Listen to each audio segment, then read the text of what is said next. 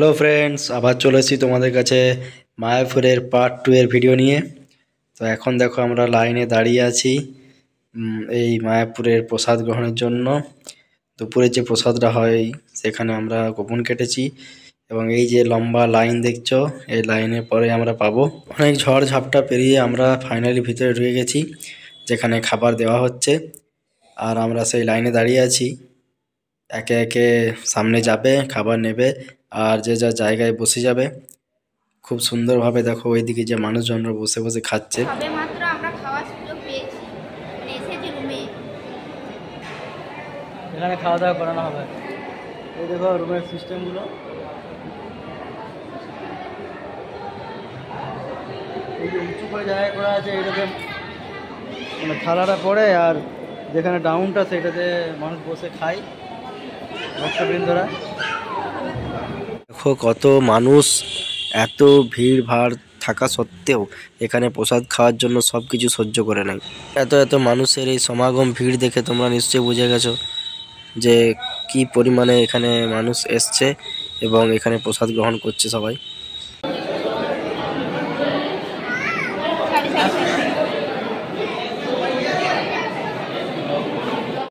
আমি আমার খাবারের প্লেটটা নিয়ে চলে এলাম। খাবারের মেনুতে ছিল একটা করে রুটি, ভাত, একটা কুমড়োর সবজি, সঙ্গে ছিল মটর পনির দিয়ে একটা সবজি, পায়েস ছিল আর একটা করে বেগনি ছিল। ওইদিকে দেখো বেটু নিজের হাতে কেউ সুন্দরভাবে খাচ্ছে একা একা বসে বসে, আর পাশে ওর মাও রয়েছে বসে। তো চলো এবার আমি একটু খেয়ে নিই।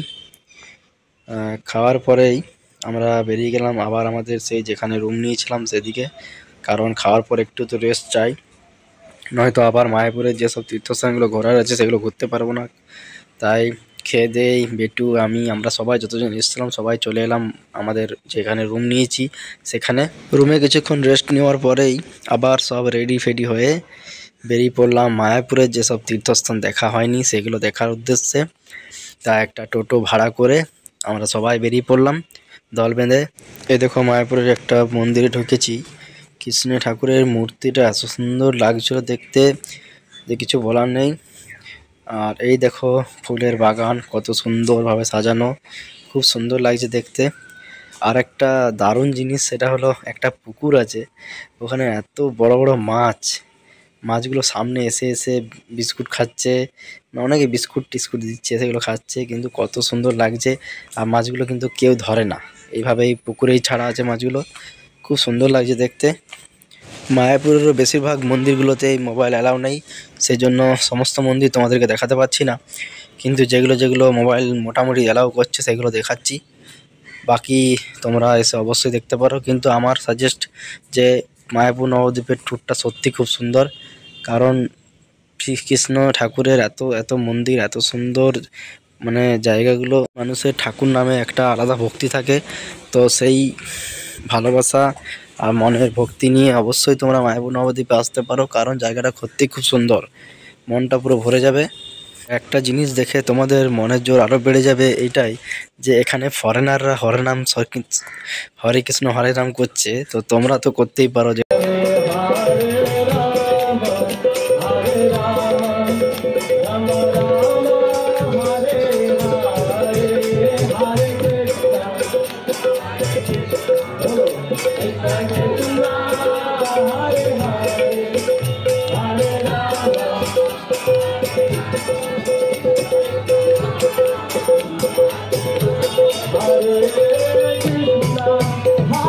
কৃষ্ণ নাম করছে মানে বুঝতে পারছি আমেরিকা,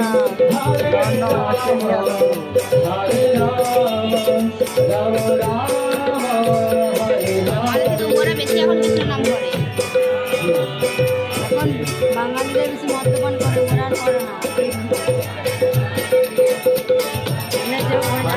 মদ্যপান করা কত পাপ, মদ্যপানটাকে বলে সেলিব্রেশন আমাদের বাঙালিরা।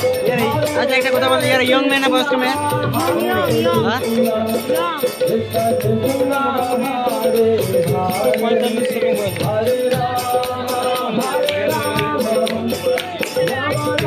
পিছনে আরো কম।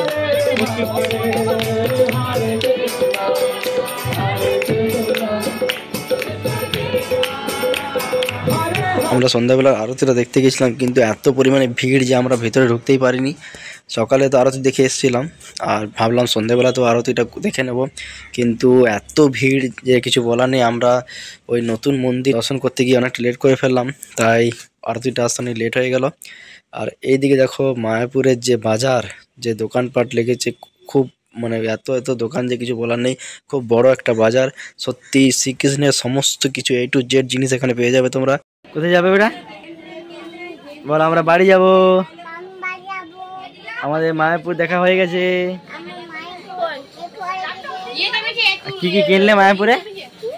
কি কি কিনলে?